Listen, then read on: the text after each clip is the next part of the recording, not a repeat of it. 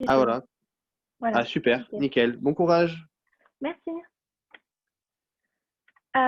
Bonjour tout le monde.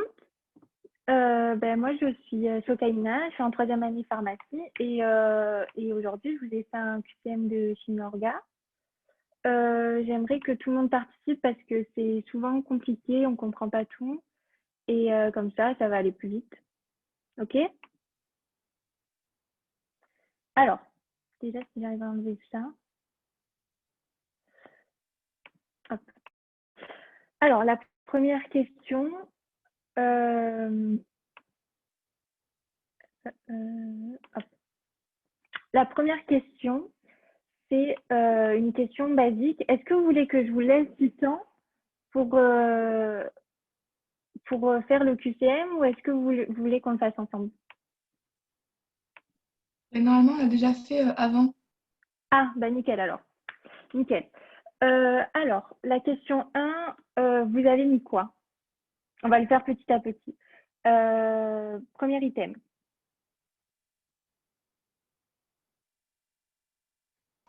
Vrai. Ouais. Donc en fait, ici, c'est simple.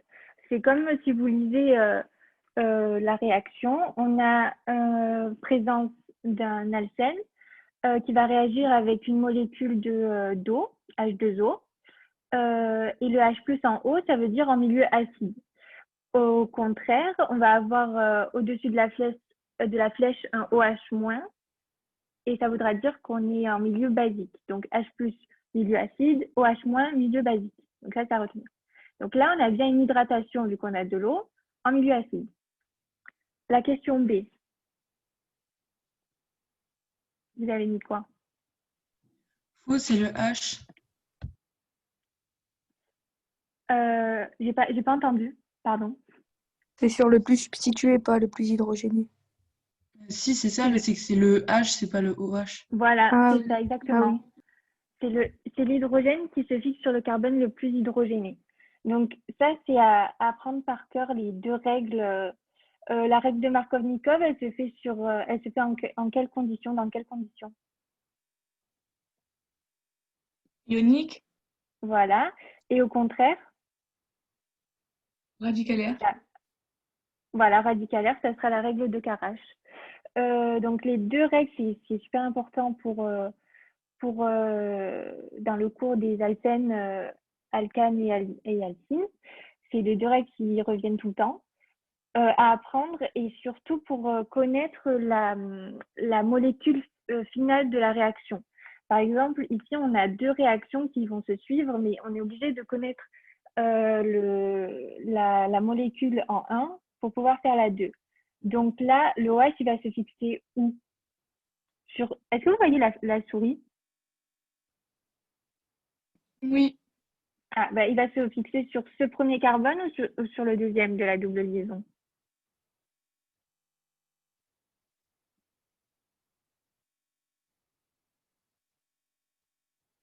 Je répète peut-être.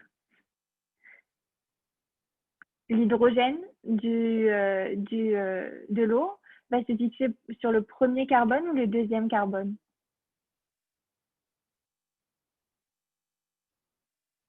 Le deuxième, non? Alors, la règle, c'est l'hydrogène se fixe sur le carbone le plus hydrogéné. Le premier, du Donc, coup. donc voilà, sur le premier. En fait, il faut regarder la double liaison. Le premier carbone, il n'a pas de ramification carbonée. On voit qu'il est rattaché à que des hydrogènes. Le deuxième carbone, il a une ramification carbonée. Donc, c'est celui qui a le moins d'hydrogène. D'accord? Donc, du coup, pour suivre la règle de Markovnikov, il faut que l'hydrogène se fixe sur le carbone le plus hydrogéné. Donc, du coup, sur le premier carbone. Du coup, le OH, il va se fixer sur le deuxième. Et quelle fonction on va avoir à la fin, du coup?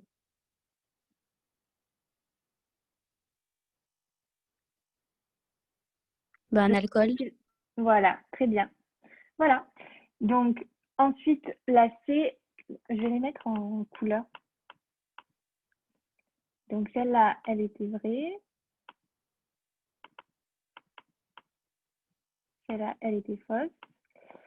Et l'acier, maintenant, vous avez mis quoi?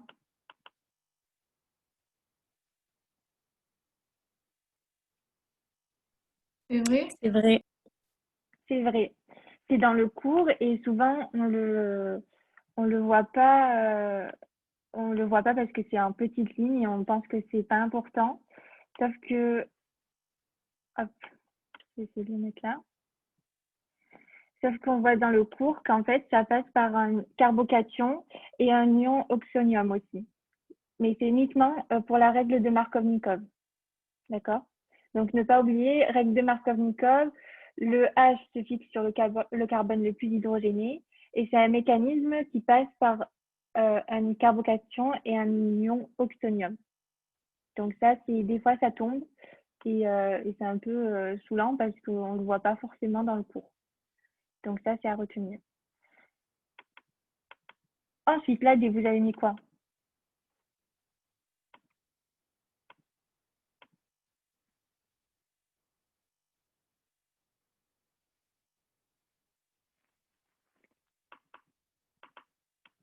La D, vous avez mis, vous m'avez dit que c'était un alcool.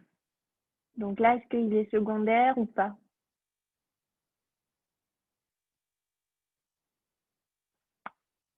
Vous savez les différencier, les alcools primaires, secondaires et tertiaires? Non. Alors en fait, votre OH va être sur le carbone le moins hydrogéné du coup. Donc il va être sur ce carbone-là. Et comme il est rattaché à ce carbone, pour savoir si c'est un alcool primaire ou secondaire, il faut regarder les carbones rattachés au carbone de la fonction. Donc le OH, il va être ici.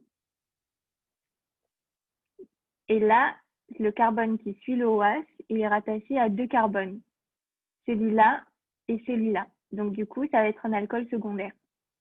Si on n'avait pas eu cette ramification, le carbone, il serait rattaché à un seul carbone, donc ça serait un alcool primaire. Et si à la place du H qui est ici, on aurait eu une autre ramification, on aurait eu un carbone tertiaire du coup. Il faut regarder les ramifications du carbone de la fonction. OK? Est-ce que c'est clair?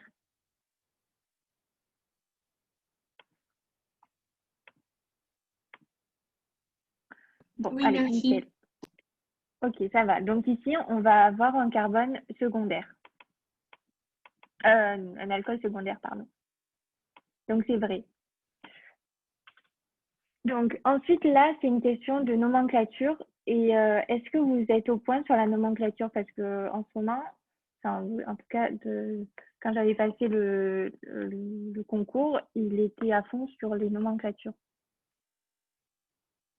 Comment vous nommez les réactions, enfin les réactions, les molécules. Donc là, on voit que c'est un... Vous avez combien de carbone? 5. 5. Donc ça va être un pent. Et comme c'est un alcool, et l'alcool, il est positionné sur quel carbone? Le deuxième. Voilà, du coup, on va avoir un pent de ol. OK? Donc ça, c'est bon. C'est vrai. Donc, c'était ACDE. Ensuite, la question 2, c'est sur la deuxième partie de la réaction. Donc là, on sait très bien qu'on a un pent de ol à la place du 1. Donc là, on va faire une réaction avec du KMNO4, du K2CR2O7 en présence de chaleur et en milieu acide. Donc pour vous, c'est une oxydation douce ou forte?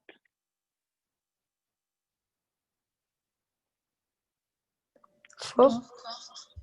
C'est faux. Parce que dans toutes les fonctions et dans tous les cours, quand vous avez du KMNO4 ou du K2CR7, CR2O7, en chaleur, avec de la chaleur et en présence d'H+, c'est une oxydation forte. La seule oxydation douce qu'on va avoir, vous ne l'avez pas au programme, il est enlevé d'ailleurs cette réaction. Il y a celle-là, et il y en a une autre avec du cuivre et chauffé à 300 degrés. Donc celle-là, c'est une oxydation douce. Voilà. Donc celle avec le cuivre, c'est une oxydation douce. Celle avec le KMnO4 ou le 4,2 CR2O7, c'est une oxydation forte. OK? Donc Ok. celle-là, elle était fausse. Ensuite, la molécule D est un aldéhyde. C'est vrai ou faux?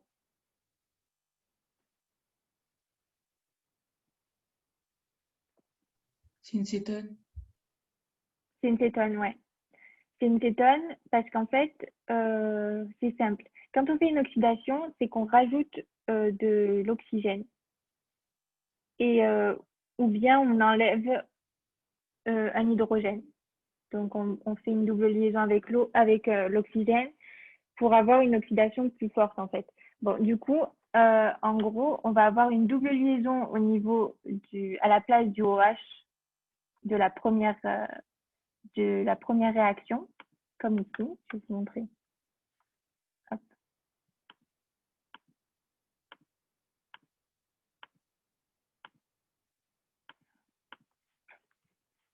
Voilà, on va avoir cette réaction, enfin cette molécule. À la place du OH qu'on a eu dans la première réaction, on va avoir une double liaison O.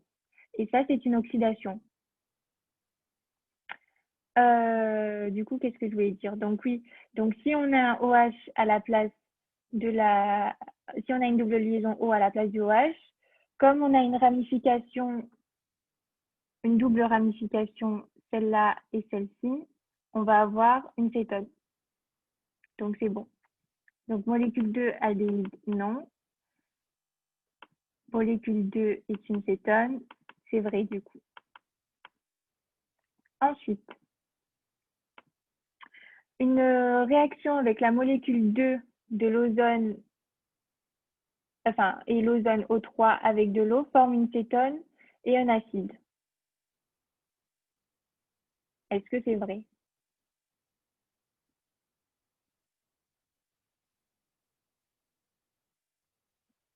Alors, quand on utilise l'ozone, donc O3, on l'utilise tout le temps quand c'est des alcènes ou alcynes. C'est vrai, je crois. Et là, comme on a une cétone, on ne peut pas faire cette réaction, en fait. Il n'y aura pas de coupure oxydante parce qu'en fait, l'ozone, elle va couper les doubles liaisons carbonées. Sauf que là, on a une double liaison entre un oxygène et un carbone. Donc, du coup, c'est pas possible. L'ozone, on va l'utiliser uniquement pour les alcènes et les alcynes. OK? Vous voyez bien la réaction? Vous l'avez en tête? L'ozone avec l'eau, Oui, c'est quand on a un alcène et en fait, ça va former on va avoir une coupure oxydante au niveau de la double liaison pour avoir deux molécules différentes. Si on a un alcène disubstitué, on aura une cétone. Si c'est unisubstitué, on va avoir un aldéhyde qui va se transformer en acide carboxylique. Vous vous rappelez cette réaction? Donc en vrai, cet item, il serait vrai si on avait eu un aldéhyde, mais là, si on avait eu un alcène, mais là, on a une cétone, donc c'est pas possible. OK? La molécule 2 est le pent 2-on.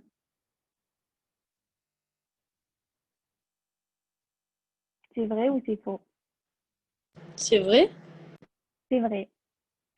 C'est vrai parce que du coup, le OH se transforme en double liaison O. Et du coup, on retrouve le pent 2-on. Hop. Ensuite, pour la question 3.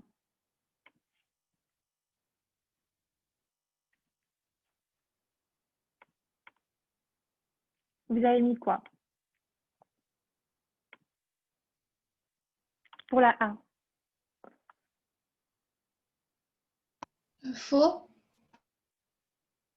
Pourquoi ça serait faux?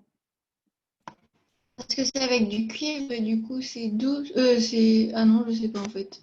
Non, elle est vraie, elle. Oui, c'est ça. Avec le cuivre, c'est toujours doux. Par contre, en fait, moi, mon moyen mémotechnique, c'était que comme le cuivre est 300 degrés, enfin, il n'y avait que deux trucs à retenir. Donc, pour moi, c'était plus doux que KMNO4, K2CR2O7, plus. Enfin, il y avait trop de conditions. Donc, du coup, c'était plus dur et plus fort, en fait, pour moi. Vous voyez? Donc, en fait, mon moyen mémotechnique, c'est plus il y avait de composants, plus c'était fort. Donc, comme là, KMNO4, chaleur et acidité.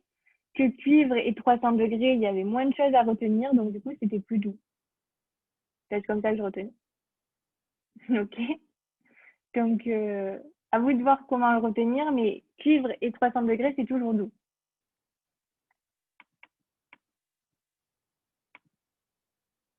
Alors, la molécule 1 est une cétone.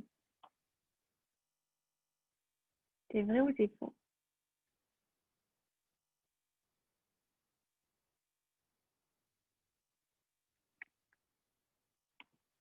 On est toujours sur une oxydation.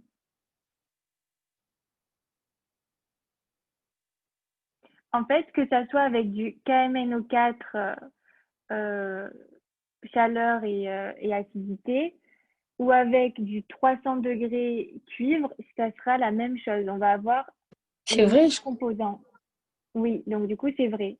On va avoir les mêmes molécules, molécules finales, parce que c'est dans tous les cas, ça sera une oxydation, mais c'est juste le mécanisme qui change. Soit on va avoir une oxydation douce, soit une oxydation forte, mais à la fin, on aura la même molécule. D'accord? Donc ici, c'est vrai parce que l'OH va se transformer en double liaison O, vu que c'est une oxydation. Et comme on a deux ramifications au niveau du carbone fonctionnel, on va avoir une cétone. OK? C'est compris pour tout le monde? Ok. Alors, pour la B, c'est vrai. Les éléments nécessaires à la deuxième réaction sont l'hydrazine, l'eau, la potasse et le chauffage. Bon, ça tombe rarement aux annales, mais je voulais vous la mettre pour voir si vous connaissez les noms des composants. Parce que des fois, C'est vrai? oui, c'est vrai. Des fois, c'est en toutes lettres. Des fois, en annale, on a des questions en toutes lettres sans avoir la réaction écrite. Donc, c'est bien de savoir un peu le vocabulaire quand on regarde. OK? Donc oui, c'est bien le NH2, NH2, c'est bien l'hydraline. H2O, c'est de l'eau. KOH, c'est de la potasse. Et le triangle en bas, c'est le chauffage. Donc c'était vrai. La deuxième réaction est une réaction de Wolff-Kishner. C'est vrai? Alors c'est vrai parce que c'est en milieu basique. Quand on a de l'NH2, NH2, c'est en fait c'est une base. Contrairement à Clemensen, la réaction de Clemensen, où on a du HCl et ça, c'est un acide. OK? Ne confondez pas les deux parce que ça tombe souvent. C'est souvent des questions comme ça. Est-ce que c'est un milieu acide? Est-ce que c'est un milieu basique? Donc, Wolff-Kishner, c'est avec NH2, NH2, donc l'hydrazine, et c'est un milieu basique. OK? Ok. Allez. La molécule 2,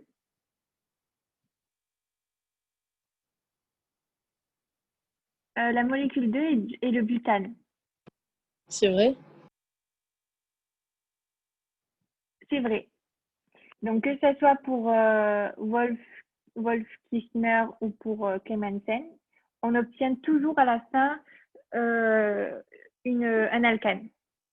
Donc, en fait, pour retrouver la molécule, il suffit de couper, ici on va avoir une double liaison O, mais il suffit de couper la double liaison O pour avoir votre alcane final. Du coup. Je vais vous mettre les réponses. Hop, voilà. Donc ici, on a oxydation, double liaison O. Et à la fin, on va avoir une réduction en alcane. On enlève cette double liaison O et vous avez votre alcane finale. D'accord? Ensuite, question 4. Après les molécules, ok. On a quoi? On a un alkyle, H2O, H2SO4. Donc, est-ce que c'est une oxydation? Non. Ouais. Est-ce que c'est une hydratation? Oui. Oui. Alors, ne pas confondre. Oxydation, c'est quand on a du KMNO4 ou du K2CR2O7 ou du cuivre et 300 degrés. C'est uniquement ces deux possibilités. Quand on a une hydratation, on a de l'eau, H2O. OK? Et là, en bas, en fait, c'est des catalyseurs. C'est pour augmenter, enfin, pour accélérer la réaction.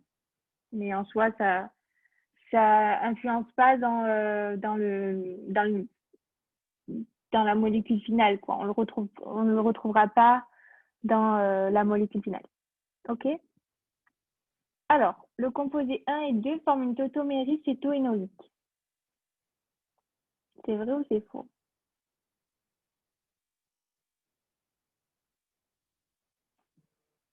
C'est vrai. C'est vrai.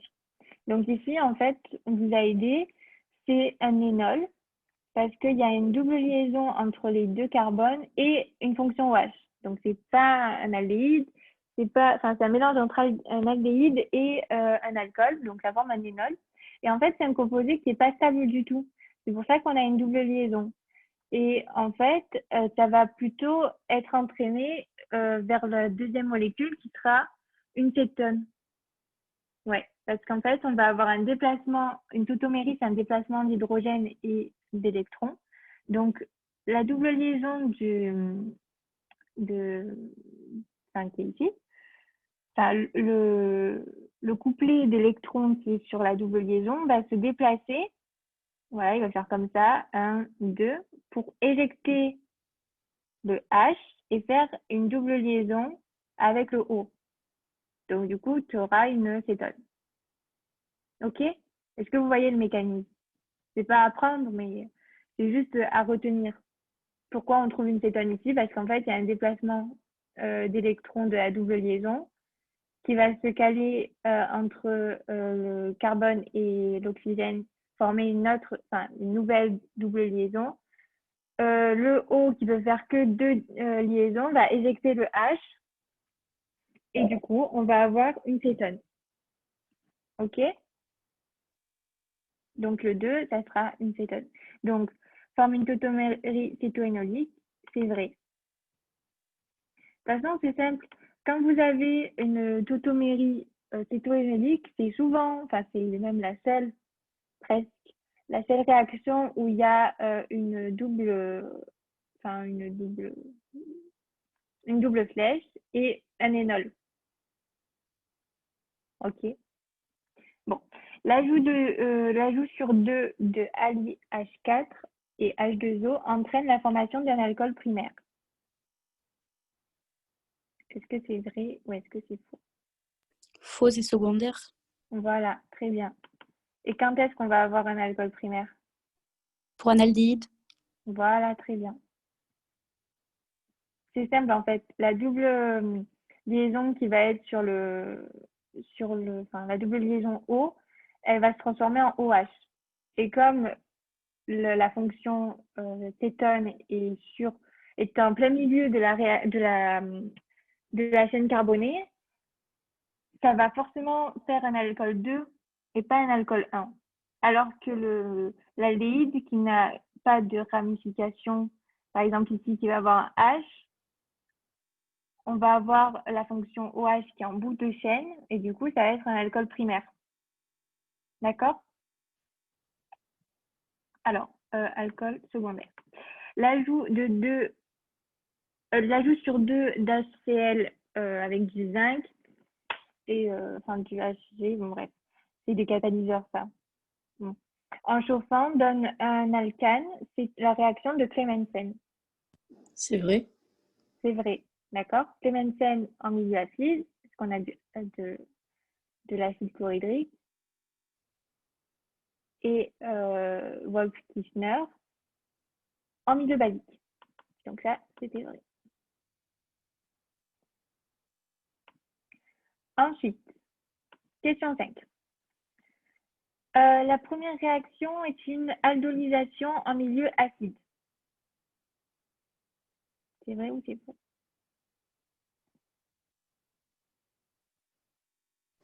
Pas acide, je crois, non? C'est basique. Alors là, c'est simple. On a du OH- et le OH- c'est toujours milieu basique. Contrairement au H+, qui est juste à côté, qui sera en milieu acide. Vous voyez? Donc OH- tout le temps, c'est basique. En fait, c'est une simplification pour dire qu'on est en milieu basique. OK? Et H+, c'est une simplification pour dire qu'on est en milieu acide. Parce qu'on ne peut pas rajouter des H+ comme ça, enfin, c'est impossible. Il faut rajouter d'autres composés, mais en gros, pour vous dire qu'on est en milieu basique et acide. Donc, la première réaction est une aldolisation en milieu acide, donc c'est pas possible, c'est pas un acide. La première réaction est une aldolisation en milieu basique.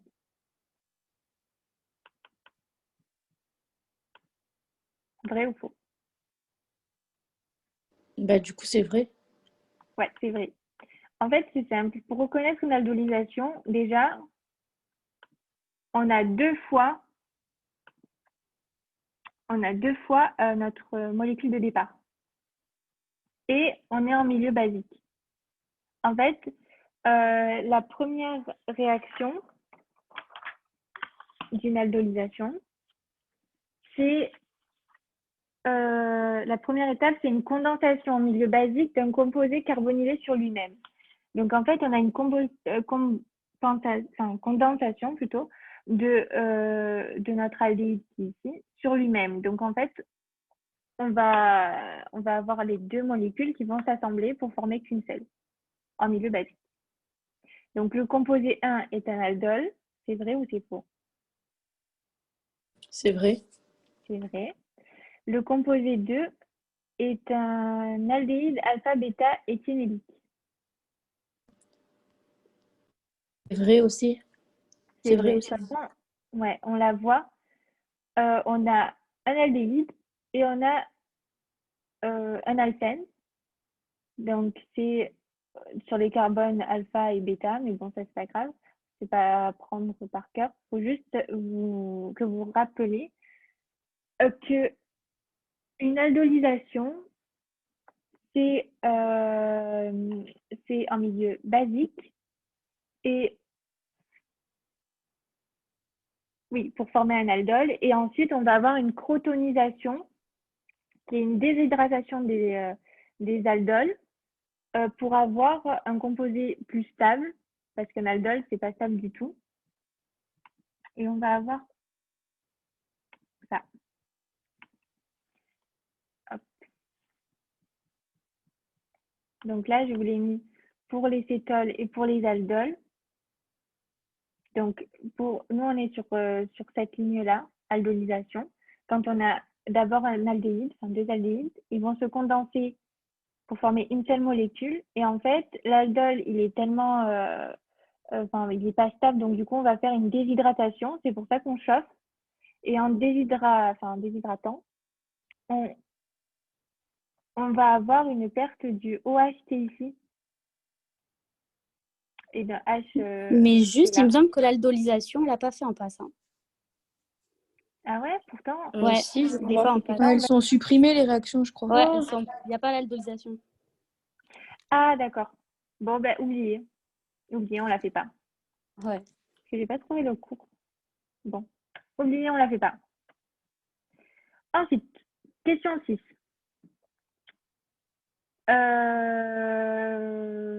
Qu'est-ce qu'on a ici?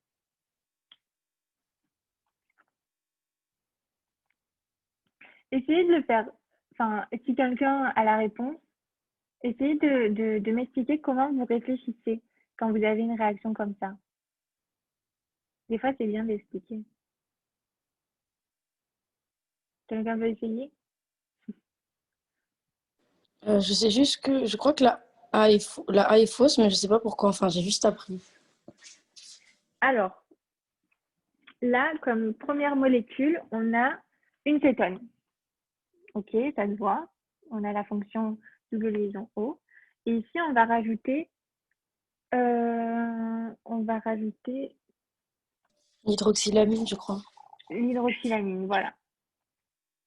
Et l'hydroxylamine va former une oxyme. Une imine, c'est quand on a de l'ammoniac tout simple. L'ammoniac, c'est NH3. Quand on rajoute un OH avec une amine, on aura du NH2OH et ça va former une oxyme. Et on a aussi la troisième. Il y a en fait, il y a 3 réactions avec C'est avec l'hydrazine. voilà, avec l'hydrazine, on va former De l'hydrazine. Hop, je vais la ressortir, comme ça je vous montre ici.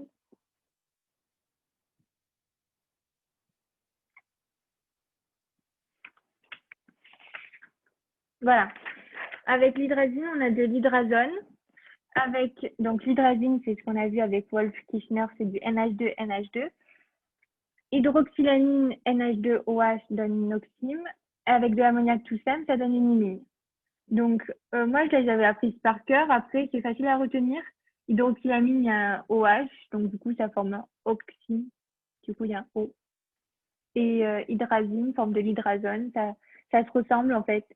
Donc, moi, j'avais appris par cœur.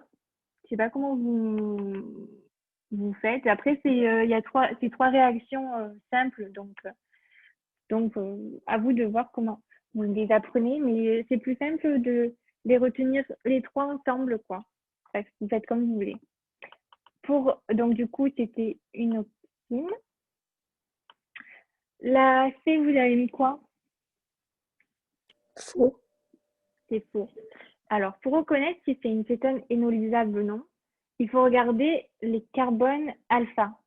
Donc, les carbones alpha, c'est les carbones qui sont... Attendez. Hop. C'est les carbones qui sont collés au carbone fonctionnel. Donc là, on a le carbone fonctionnel, hop, ici. Et là, on a les 2 carbones alpha qui sont collés au carbone fonctionnel. Et il faut voir s'ils sont tous saturés. Ils ont tous des ramifications ici. Il n'y a que des CH3, il n'y a aucun H. Donc en fait, ce n'est pas un carbone énolysable parce que pour que ça soit énolysable, il faut qu'il y ait au moins un des carbones alpha qui est lié à un H. D'accord? Ici, ils sont tous saturés, donc ce n'est pas un carbone énolysable. OK? Est-ce que vous avez compris? Oui. Toujours voir le carbone alpha. Ok, nickel. Donc là, c'est faux. 1 peut être réduit en milieu basique selon la méthode de Clemmensen. Vrai, faux? Faux. Pourquoi? C'est en milieu acide. Voilà, nickel. Et c'est quoi les composants de la réaction de Clemmensen? HCl, Zn. Voilà, nickel. La réaction de 1 par un réducteur tel que AlI-H4 et de l'H2O formera un alcool secondaire. C'est vrai. C'est vrai. Un alcool primaire, on aurait eu quoi comme molécule de départ? Un aldéhyde. Voilà. En fait, c'est grâce au QCM qu'on apprend plus. Donc, essayez d'en faire plein. Ensuite, question 7. Donc là, on a un alcyne et on a du nickel et du dihydrogène. Donc là, qu'est-ce qu'on obtient? Déjà, il faut savoir que le nickel ou les platines ou le platine, en fait, c'est des catalyseurs. Donc, ça va augmenter le temps de réaction. On va avoir une vitesse de réaction plus élevée. Donc là, vous mettez quoi? Un Du butane. alcool. Du butane, ouais. En fait, si vous regardez bien, question. Dans votre cours, vous avez en fait soit 100 nickel ou PD, enfin du palladium désactivé, qui donne un alcène, soit on rajoute du nickel ou du platine et on obtient un alcane directement. Parce qu'en fait, parce qu'en fait, quand on rajoute du nickel ou enfin je sais pas comment on appelle ça, de la platine ou du platine, bref, on va avoir une augmentation de la vitesse de réaction. Donc, du coup, vu qu'elle est catalysée, ça va aller plus vite et ça va avoir on va avoir une hydrogénation totale. D'accord? Alors que, est-ce que vous avez le schéma en tête, la réaction en tête? Vous savez de quoi je parle? Oui. Voilà. Donc, alors que sur la première flèche, on a du palladium désactivé. Donc, en fait, ça veut dire qu'on met pas de palladium. Donc, il est désactivé. Donc, du coup, il sert à rien. Et du coup, on va avoir une vitesse de réaction plus faible. Et donc, on va avoir une hydrogénation moins forte. Donc, on va s'arrêter à l'alcène. Est-ce que vous voyez? Vous avez compris un peu? Oui. Ok. Bon, donc le composé 1 est donc du butane, vu qu'on a un nickel qui est un métal catalytique. Donc, on va avoir une hydrogénation totale. 1 peut être obtenu à partir du butésène avec du dihydrogène et un catalyseur métallique.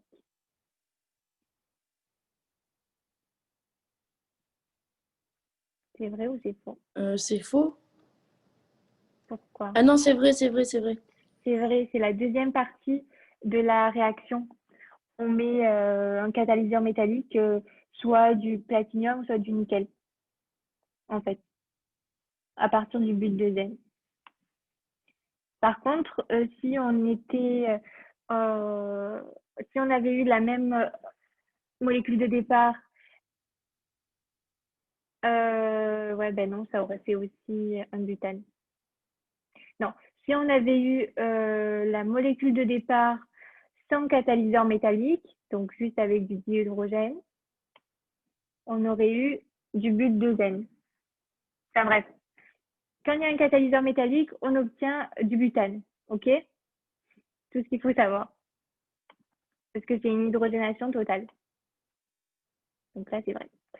La réaction 1 avec du dichlore à haute température va donner du chlorobutane et cette réaction va se dérouler en 4 phases. Est-ce que c'est vrai? C'est en 3 phases. Voilà, c'est en 3 phases. Et par contre, on obtient toujours du chlorobutane. Hein.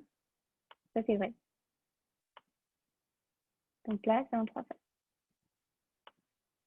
La réaction de 1 avec du dibrome et de la lumière peut donner comme produit secondaire de l'acide bromhydrique. C'est vrai, c'est faux. Alors, l'acide bromhydrique, c'est du HBr. C'est pour ça qu'il faut... Donc oui, c'est vrai. Oui, c'est vrai. C'est pour ça qu'il faut connaître le vocabulaire de la chimie orga. Parce que des fois, voilà, ils vous posent la réaction en toutes lettres et on est un peu perdu alors qu'on connaît la réaction. Donc, c'est bien de connaître, de faire plein de QCM pour bien connaître tout le vocabulaire qui tombe souvent. OK? Donc, ensuite, c'est concernant les alcènes. Le butésène en configuration E est plus stable qu'en configuration Z. C'est vrai ou c'est faux? C'est vrai ça. c'est faux. La stabilité, c'est toujours Z supérieur à E. OK?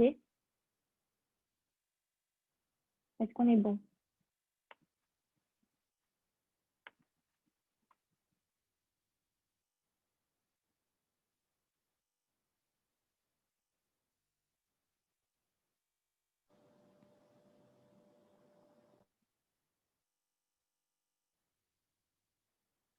Je regarde sur le cours. Lors de la formation d'analyse. Pas plutôt l'inverse. Ouais, moi je pense que c'est l'inverse. C'est le E qui est plus stable que Z. Ouais, parce que le Z, il y a l'encombrement stérique et tout là. Alors, je regarde dans le cours. Lors de la formation d'analyse, que tu es favorisé.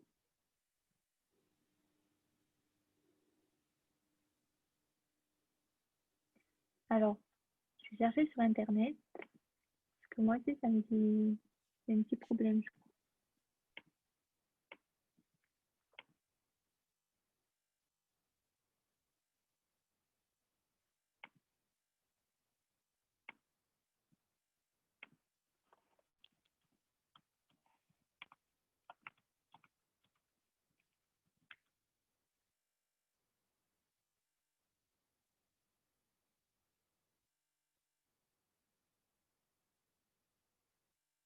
Ouais, ouais, vous avez raison. Donc, c'est faux. Hop, c'est faux. Donc, non, c'est Ben vrai non, du c'est vrai coup. du coup. C'est vrai, E est plus stable que Z. Hop, je change la correction.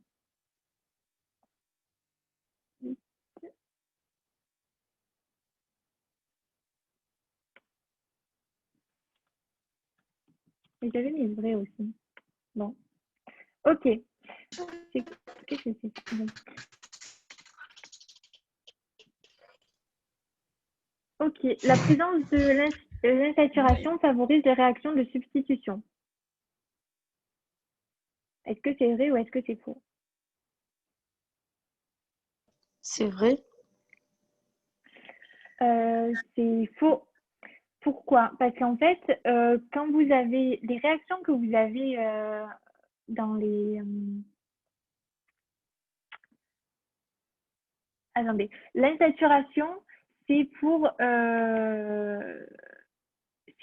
les alcanes et les alkynes. Ils sont insaturés, contrairement aux alcanes qui sont saturés. OK? Ok. Et c'est important. La présence de l'insaturation favorise les réactions de substitution. En fait, l'insaturation, elle favorise les additions électrophiles. Je pense que c'est ça. Ok. Donc, en fait, Et du coup, si on avait saturation, ça marchait? attends 30 secondes, je regarde juste un truc.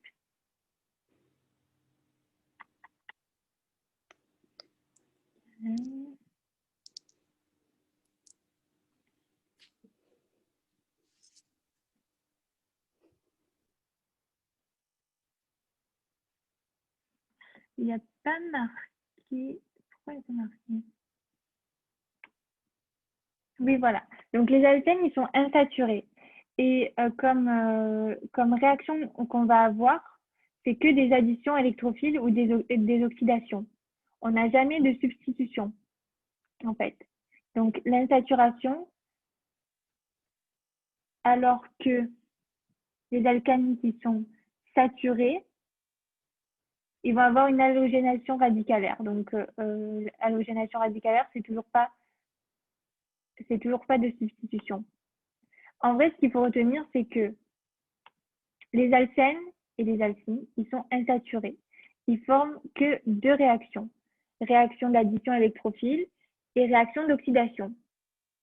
D'accord? Donc, ils ne forment pas des substitutions.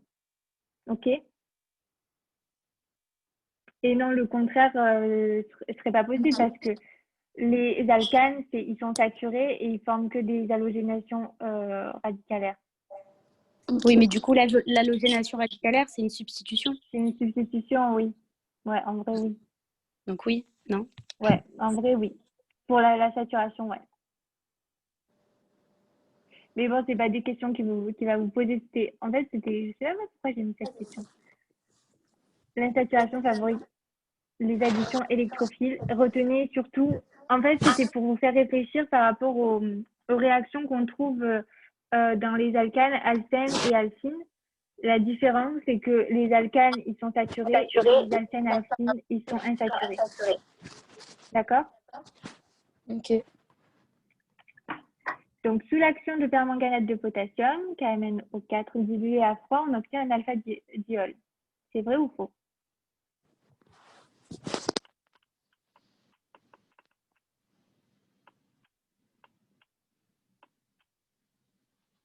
Est-ce que vous l'avez, cette réaction? Sous l'action. C'est vrai, hein, je pense. C'est vrai, ouais. Quand c'est du KMnO4 dilué à froid, on obtient un alpha-diol. Par contre, quand c'est concentré et que c'est avec de la chaleur, on va avoir une coupure oxydante et on va avoir une oxydation forte. OK? Ok.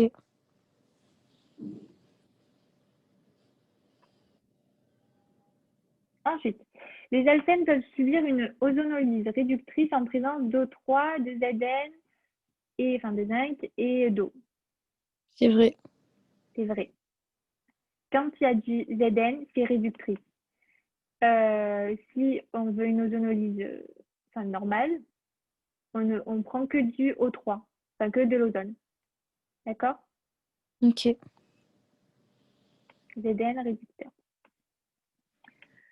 Dans une réaction d'halogénation radicalaire, la règle de Markov-Nikov s'applique. C'est faux. C'est faux. C'est Karash. Voilà. Question 9. Alors là, c'est avec des alcynes. Alors, 1 est un alcène ou non?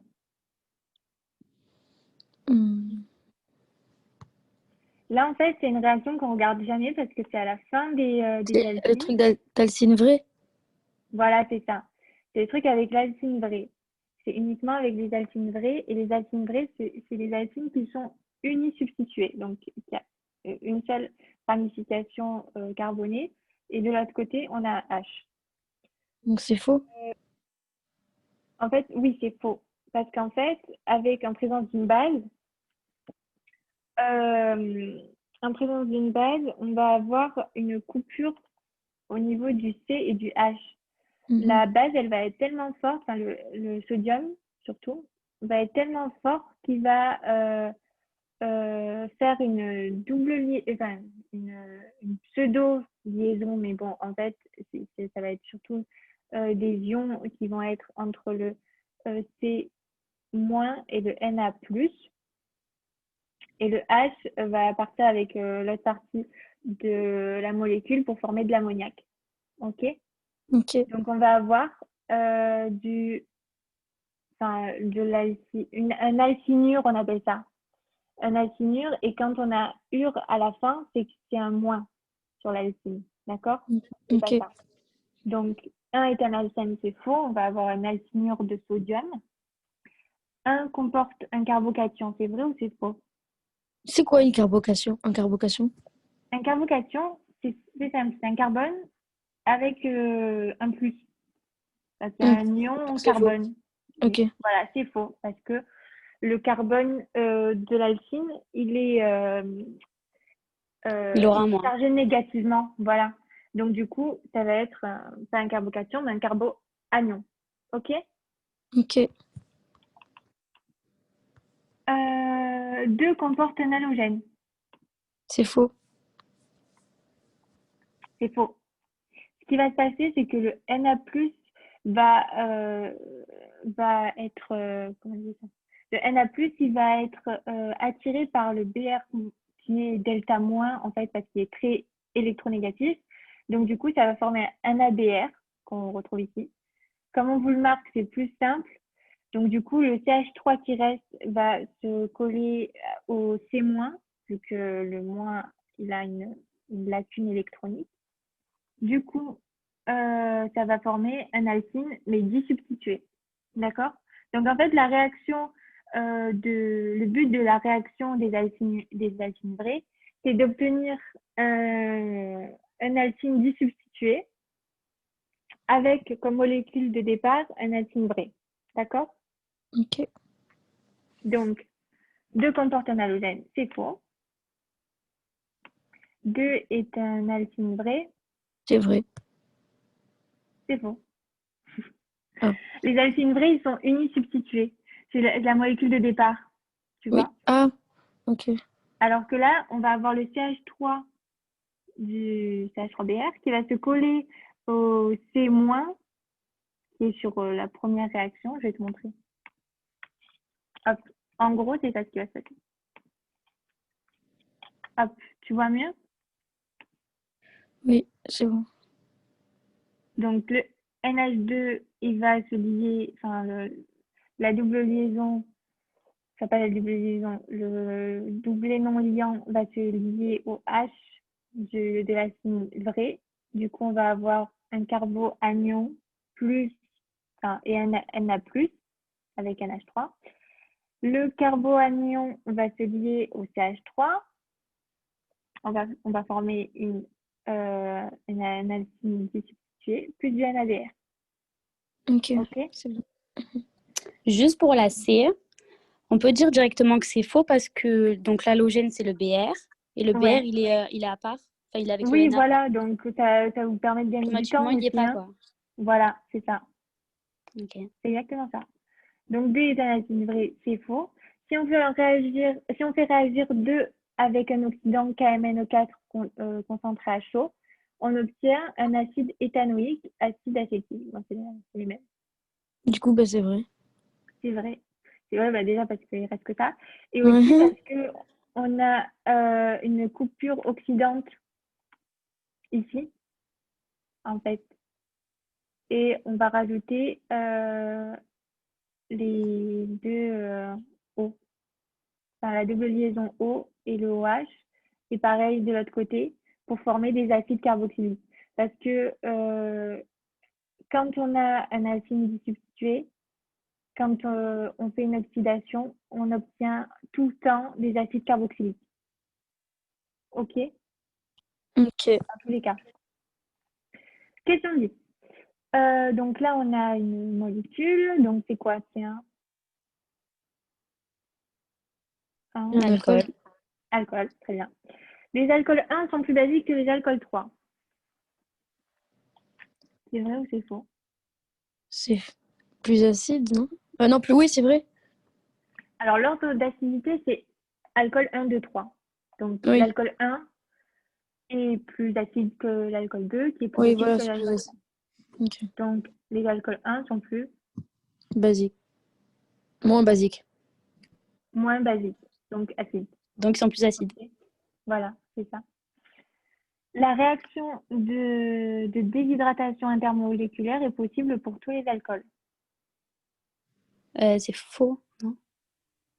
C'est faux. En fait, la réaction... C'est pour les alcools 1 et 3. C'est 3 et 1. 1 et 3. 1 et 2 plutôt. C'est pas 1 Je vais et vous 3? mettre le cours. Hop.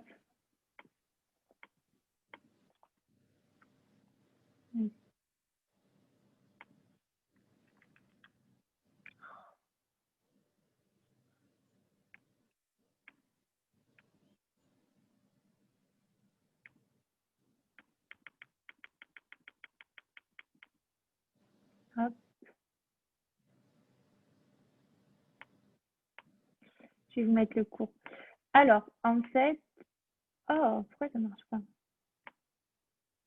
Voilà. Quand on obtient un hétéroxyde, c'est une réaction de déshydratation intermoléculaire. En fait, comment je retenais, moi, c'est hétéroxyde inter, ça se ressemble. Donc, Ok. du coup.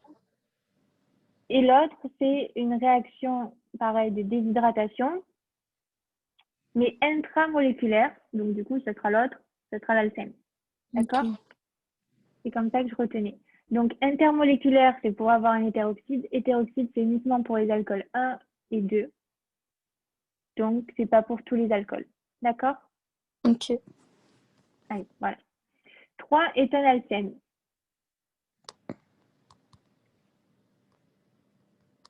C'est vrai ou c'est faux?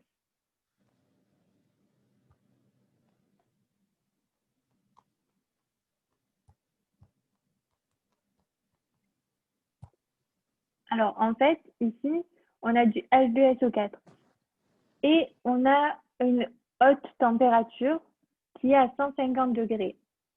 On a un alcool 1, donc, en fait, on va pouvoir former un alcène. Si on avait eu un alcool 1, où il y aurait écrit basse température ou température normale, on aurait eu un hétéroxyde. D'accord? Parce qu'on est en basse température. Mais là, comme on chauffe, on obtient bien un alcène, comme on peut le voir dans le cours. Mais il D'accord? faut pas du KMNO4? Non, il faut du H2SO4. Ne pas confondre. KMNO4, c'est pour l'oxydation uniquement. Ok. Ok? Là, on a du H2SO4. C'est pour faire une déshydratation inter- ou intramoléculaire. Ok? Ok. La réaction menant à 3 suit la règle de Zaïtsev qui dit que l'alcène formé est le plus substitué, donc le moins hydrogéné. C'est vrai ou c'est faux? C'est C'est pas vrai. pour les intermoléculaires? Ah non, mais c'est bon, attends. Non, c'est vrai. La Non, réaction c'est vrai, c'est pour les deux. Ah, c'est pour les deux? Inter et intra? Ouais. Ah, ok. La règle de. Non, c'est pour. Pardon, c'est que pour les alcènes, parce que Zaïtsev, en fait, c'est la formation de l'alcène. Tu vois, donc hétéroxyde, on n'en a pas besoin. Tu comprends? La règle de Zaïtsev, c'est pour avoir un alcène le plus substitué. Donc, en fait, c'est que pour les réactions de Oui, oui, déshydratation c'est bon. intramoléculaire.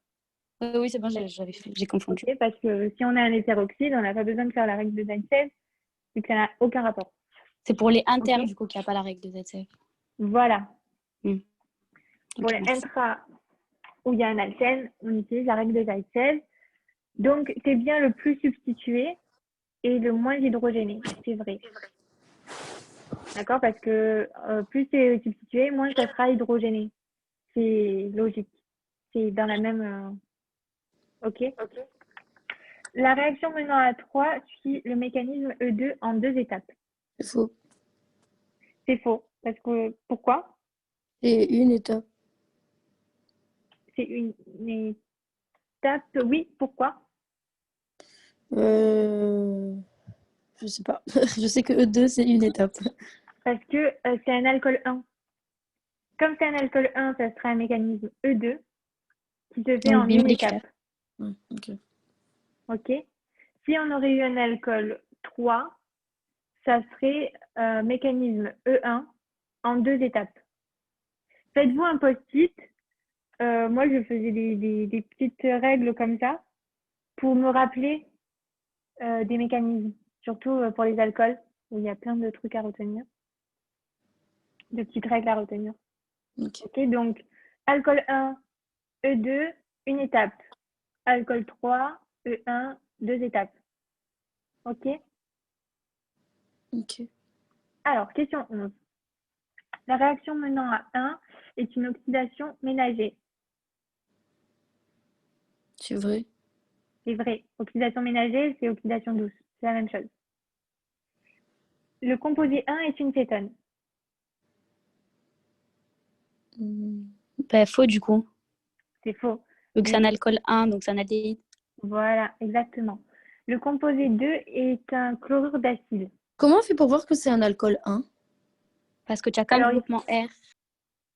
voilà, le carbone fonctionnel, il est ici. Tu le vois? Le OH, enfin la liaison OH, elle est là. Ok. Et comme il est sur le dernier carbone de la chaîne carbonée, ça sera un aldéhyde.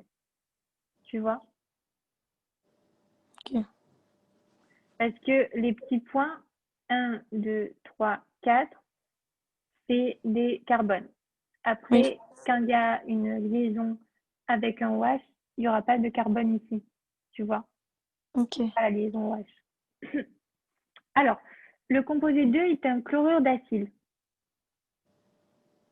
C'est Alors, faux. chlorure d'acyle, un chlorure d'acyle, c'est ça.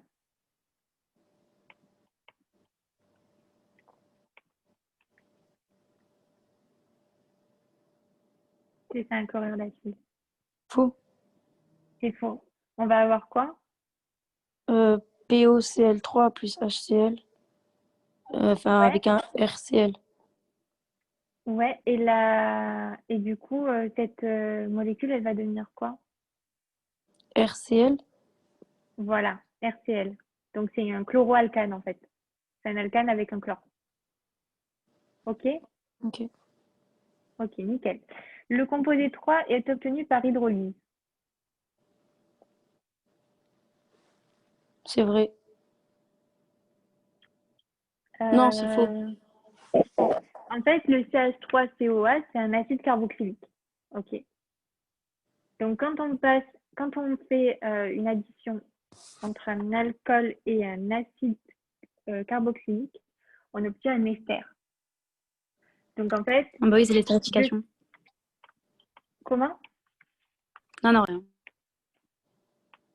Bon, en fait, de ce côté, ça va former un ester. Mais si on part de l'ester plus de l'H2O, de l'autre côté, on a une hydrolyse. D'accord? Ok. Donc, en fait, alcool plus acide carboxylique donne un ester, estérification. Eau plus ester donne un alcool plus un acide carboxylique, c'est une hydrolyse. D'accord? Ok. OK. Le rendement en ester de 3 est de 66%. C'est vrai. C'est vrai, pourquoi? Parce que c'est un alcool primaire. Voilà. Alcool secondaire, ça aurait été quoi? 60. C'est 60%. 60%. Alcool tertiaire, 5. 5%. Et comme c'est un rendement trop faible, qu'est-ce qu'on utilise pour avoir Pas du un rendement plus HCl. élevé? HCl. Pas du HCl. Enfin, du chlorure d'acyle, du coup, on va utiliser celui-là. À la place du OH, on va avoir un chlore pour avoir un rendement de 100%. Enfin, OK? Allez, Ok. c'est bon. Le composé 1 est plus basique qu'une amine primaire. Alors, c'est quoi l'ordre de basicité des amines? 3, 2, 1. Non. Ça aurait pu. Dans l'ordre de basicité, contrairement aux alcools, c'est 2, 1, 3, NH3. Donc moi, je retenais 213 NH3. C'était, enfin, ça rimait, enfin, 213 NH3. Ça rime pas, mais bon. Je retenais comme ça. Donc, c'est ça. Donc, du coup, est-ce que le composé 1 est plus basique que le composé 5 amine primaire? Déjà, le composé 1, c'est quelle amine? Secondaire. Voilà. Donc, en fait, c'est le plus basique. Donc, c'est vrai. Ah, D'accord? c'est 2, 1, 3. 2, 1, 3, NH3. Et pour les alcools, l'ordre de l'acidité, c'est quoi? Bah, du coup, c'est 3, 2, 1. Non, pour les alcools. Ah, acidité, c'est 1, 2, 3. Voilà. Acidité pour les alcools, basicité pour les amines. Hein. Ok. OK? L'ajout de chlorure d'acyle sur le composé 1 donnera... Du coup, ça, c'est vrai. Hein.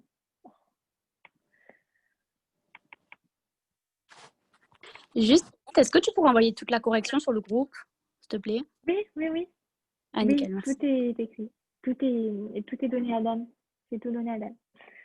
L'ajout de chlorure d'acyle sur le composé 1 donnera une amide N substituée. Chlorure d'acyle, je vous rappelle ce que c'est.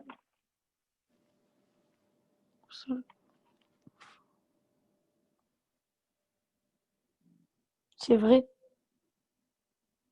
Ah non, c'est faux. C'est NN C'est faux. substitué. Voilà, c'est ça. C'est disubstitué. Je vais vous remettre le cours. En fait, vu que c'est un amine 2, Mhm. Il y aura 10 substitués, enfin ça sera 10 substitués parce que l'amine 2 est déjà 10 substitué, donc Ok. ça sera un amide 10 substitué. N- Par contre, c'est un amide, Ah oui, c'est vrai. donc faites gaffe, hein. C'est pas un amine 10 substitué, c'est un amide, donne un amide 10 substitué. Ok. Cette réaction se déroule sur amine tertiaire. Pourquoi j'ai mis ça? Sur un amine tertiaire. C'est vrai ou c'est faux? Ben, non, c'est un amine secondaire. Secondaire. Ok. Euh, Donc tout ça, c'était faux. Le composé 3 est une imine.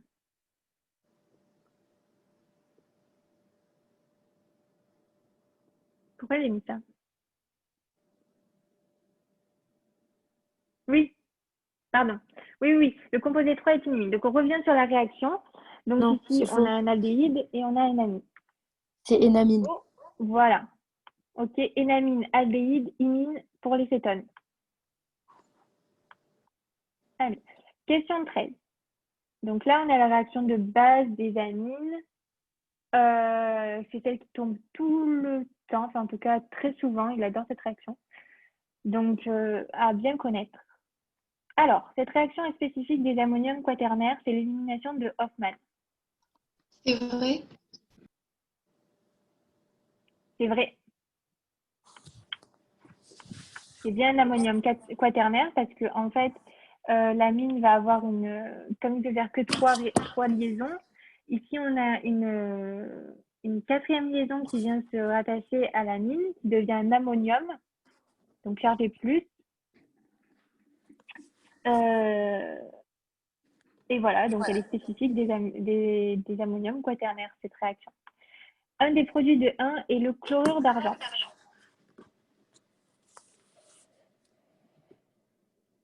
C'est vrai. C'est vrai, parce qu'on va avoir le OH Plus CLAG. qui va remplacer le Cl-, Mhm. et le Cl- va faire une liaison avec le Ag, enfin l'argent, quoi. Donc on aura du chlorure d'argent. Ok. Ok. La transformation de 1 en 2 est une élimination. C'est vrai. C'est Ah vrai. non. Si, je sais pas. C'est vrai en fait, parce que en fait, l'élimination, c'est le contraire de la substitution.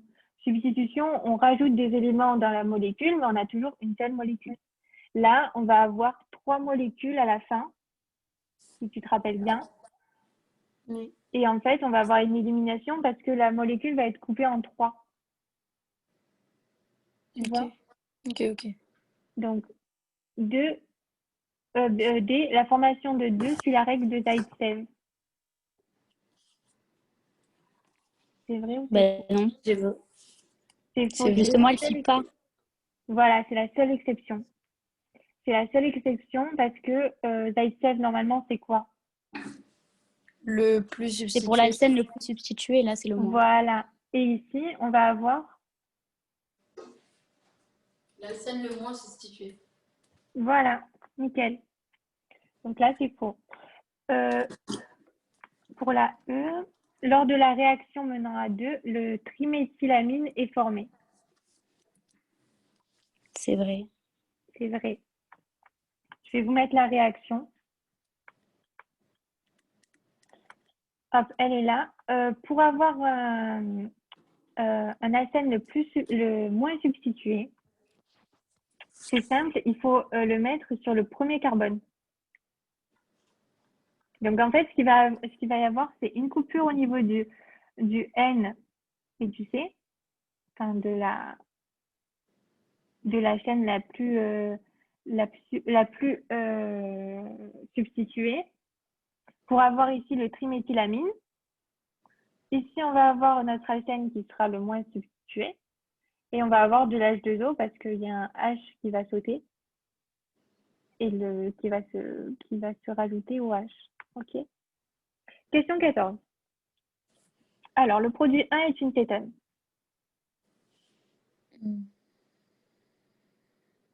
C'est vrai. C'est vrai. On a une oxydation forte et l'OH va se transformer en double liaison O. Le produit 1 est un acide carboxylique, c'est faux. Le composé 1 est le propane de On. C'est vrai ou c'est faux? C'est vrai, non? C'est vrai. Le propane, c'est 3 carbones. Hein. C'est vrai, du coup, c'est pas. Ah Ouais, oui, 3, ok. c'est vrai. Ouais, il y en a 3. 1, 2 et 3. L'addition sur 1 d'un alcool et de HCl donne un composé instable. Alors ça, c'est souvent la réaction qu'on saute. Bon, je l'ai mise pour... Ouais, c'est vrai. Je vais vous mettre la réaction. Hop. C'est souvent celle qu'on saute parce qu'elle n'est pas encadrée et tout. Mais bon, je trouve qu'elle est importante quand même. Et souvent, ça tombe en écurie. Si vous voulez avoir des bonnes notes, ça tombe. Donc, on a la présence d'alcool et d'HCl. Et on va avoir un hémiacétal. Et c'est super instable. Et voilà. D'accord? Donc, c'est présence d'alcool et d'HCl avec une cétone. On aura un hémiacétal. Donc, la prochaine fois que vous reverrez votre cours, essayez de penser à ces réactions, ok?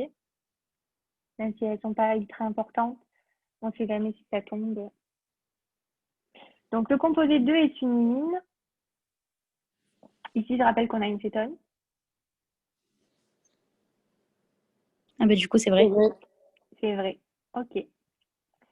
Le composé 2 est un aldéhyde. Bon, la dernière question. Composé 2 est un aldéhyde. C'est Alors, vrai. C'est une. Non, c'est faux, c'est une cétone. Non, c'est faux parce qu'il faut qu'il y ait du Cu pour qu'il y ait l'aldéhyde, non? Non, Z. ZN. Oui, Z. Ouais, ZN. alors là, pour savoir si c'est un aldéhyde ou une cétone, on fait une coupure oxydante. Donc moi, à chaque fois, je fais un trait ici. Et là, je sais très bien que je vais avoir une double liaison O. Pourquoi? Parce que je vais avoir deux molécules avec une double liaison O, parce qu'ici, les deux CH3, il y a deux ramifications des deux côtés. Tu vois? Comme il y a deux ramifications et que le carbone où il y a la double liaison, elle est... Enfin, en fait, il y a une double ramification. Donc, quand on va mettre notre double liaison O, on va direct voir que c'est une cétone. D'accord? Si ça avait été ça,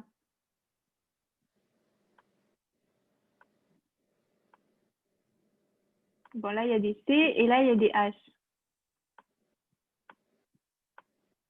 En Bah, du coup, ça présence, sera aldéhyde. voilà, en présence de O3, ça sera un aldéhyde. Mais il Mais faut par pas le contre, ZN parce qu'il il va être oxydé sinon en alcide. voilà, si on a, alors attends, C'est pas un si on acide a du carbo? O3, ça va former un aldéhyde, mais comme le O3 il peut encore oxyder, on peut continuer l'oxydation et on peut avoir un acide carboxylique. C'est ça, ouais. Par contre, le ZN, comme il est réducteur, du coup, il freine l'oxydation, on va avoir une cétone, enfin, on va avoir deux aldéhydes. OK? Ok. On ne pourra pas l'oxyder encore plus en acide carboxylique. Ça va s'arrêter à l'aldéhyde. D'accord? Ok. Donc, quand on a O3, on a une oxydation totale. Si on a cette réaction, hop, cette réaction, on va avoir des acides carboxyliques.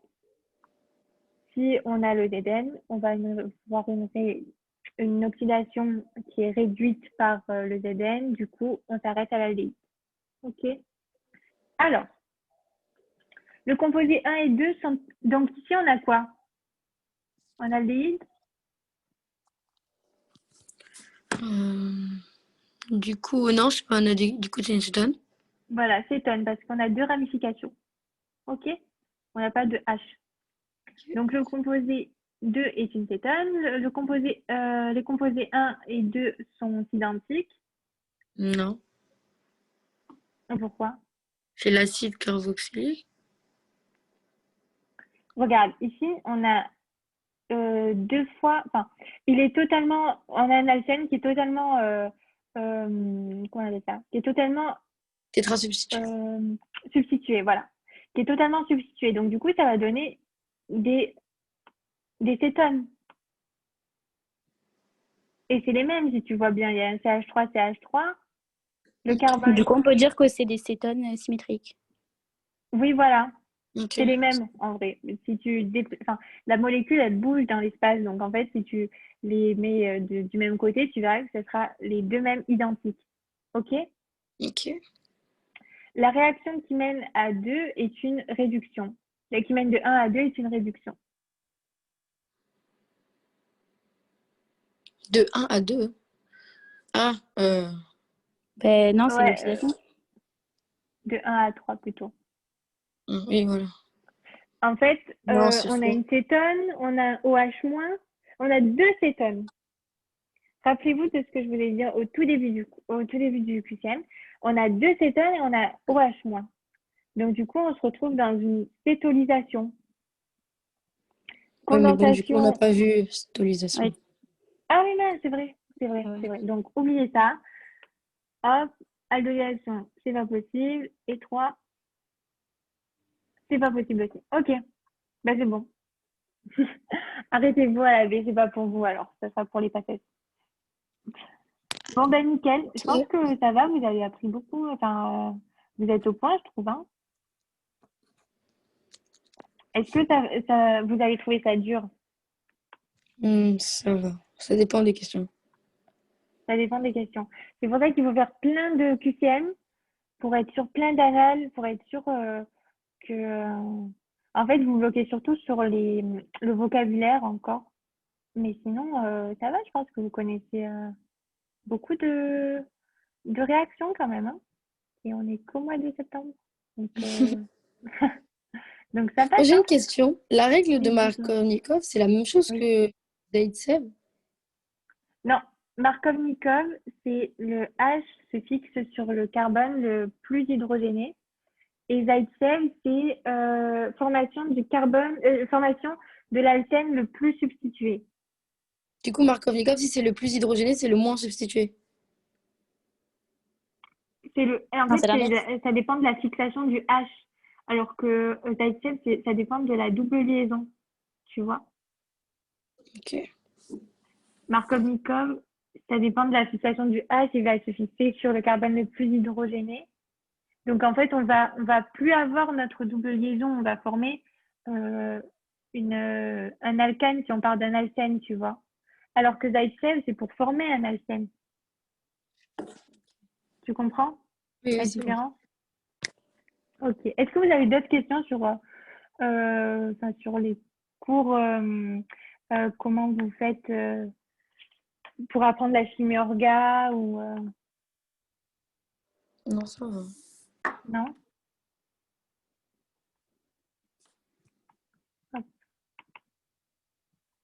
Non, c'est bon. Bon, ben ça va alors. Hein. Nickel. Est-ce qu'il y a Merci. Dan toujours? Ah, Non, il est Il pas est là. parti. Ok. Ben merci à vous. merci. Merci. Bonne révision. Mangez bien surtout parce que j'ai faim moi aussi. Merci. Bon appétit. Merci. Ciao.